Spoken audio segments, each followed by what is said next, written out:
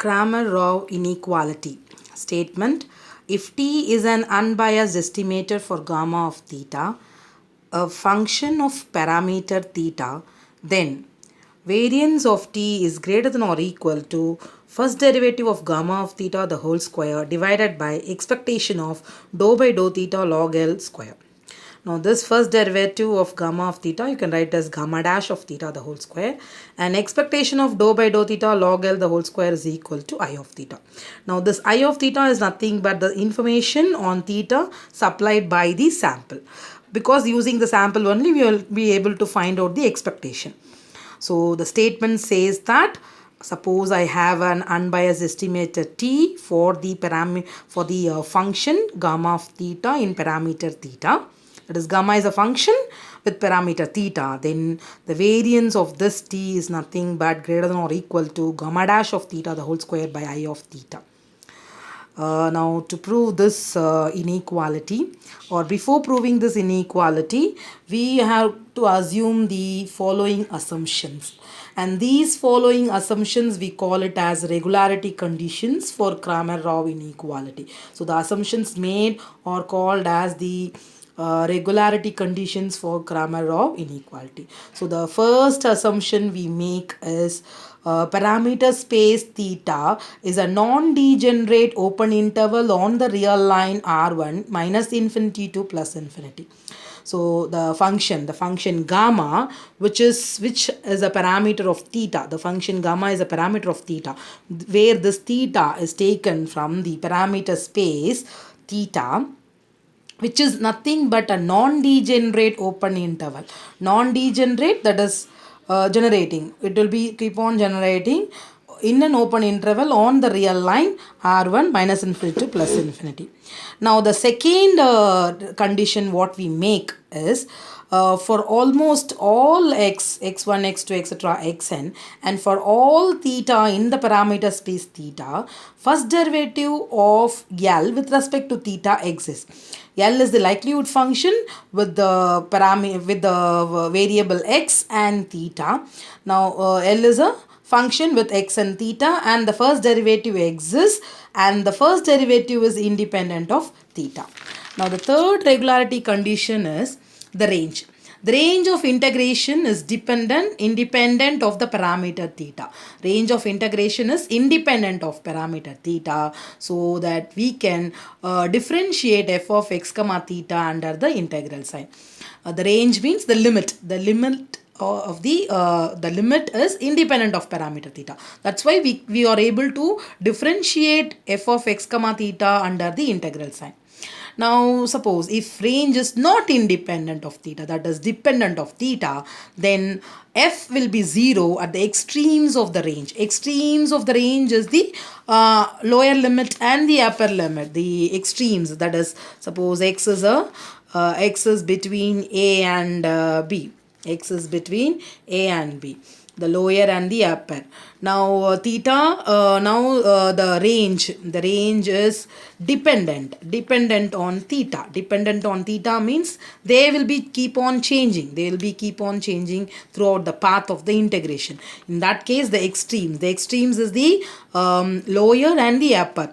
At the lower this will be 0, and at the upper interval b it will be 0. So this is what they are saying here.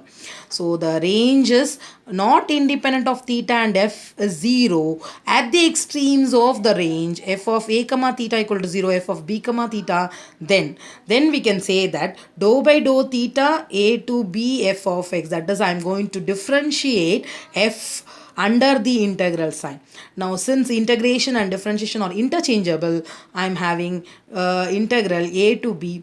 Now first, f is a function with two variables x and theta. So first I am differentiating dou f by dou theta dx. That is, I have two function variables, so I can differentiate this. Now for this remaining portion, how it comes is, now what I am going to do is, this is for the theta value.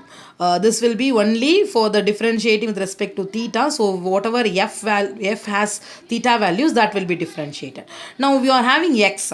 Now this x, what happens? We can write it as like this: f of a comma f of a comma theta into dou a by dou theta, because now this range is dependent on theta. Which range? This a to b. This a to b is dependent on theta.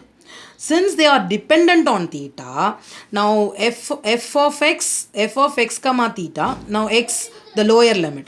You leave out the other things, that is the in between values of a and theta. This is in between value of a and b. In between a and b you are having dou f by dou theta dx, but you are having the upper and the lower limit. So the upper and the lower limit, so for the lower limit a, now the range a to b is dependent on theta. They are dependent on theta, so it becomes f of a comma theta into dou a by dou theta, and then up, since this is lower, will be having minus. So the upper will be f of b comma theta dou b by dou theta, because the range a and b are dependent on theta.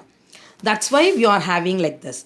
Integral a to b dou f by dou theta dx minus f of, that is lower limit, so it is minus f of a comma theta dou a by dou theta plus f of b comma theta dou b by dou theta. But already we know that for the range which is not independent, that is dependent on theta, the extremes are 0. That is f of a comma theta equal to 0, f of b comma theta equal to 0. So f of a comma b theta and this two terms are 0. Since these two terms are 0, what we can say is dou by dou theta a to b f of dx, f dx is equal to integral a to b dou f by dou theta dx. This is the third regularity condition. And the fourth regularity condition is the condition of uniform convergence of intervals are satisfied, so that differentiation under integral sign is valid. Since the condition for uniform convergence are satisfied by the integral, the differentiation under the integral sign is also valid. And the last assumption what we make is the thing in the denominator of the inequality, that is expectation of dou by dou theta log L the whole square, that we have taken as I of theta. This I of theta, which is nothing but the expectation of dou by dou theta log L square, exists. Why this exists is because under the second condition we say that the first derivative exists. Since the first derivative exists, the expectation also exists, and that is positive for all theta belonging to theta. So till now we haven't proved the inequality. We have just assumed the regularity conditions, the 5 regularity conditions. Now we'll come for the proof. Now to prove this one, let x be a random variable with PDF. With PDF f of x comma theta. Let L be the likelihood function of the random sample x1, x2, etc. xn from the population. Then L is nothing but a product of all xi's, because you have x1, x2, etc. xn. Now L of x comma theta, x is from 1 to n, so it is product of fxi theta. That means it is, we call it as a f of x1 theta into f of x2 theta into f of x3 theta, etc. f of xn theta. Now since L is a joint PDF of x1, x2, etc. xn, usually we know that the integration of the PDF will be always equal to 1. So integration of the PDF is always equal to 1. This integration dx is nothing but, because x is x1, x2, etc. xn, so it is an n integral fold dx1, dx2, dx, etc. xn. Now differentiating with respect to theta and using the above 5 regularity conditions, what happens? Dou by dou theta L dx is equal to 0. Now this dou by dou theta L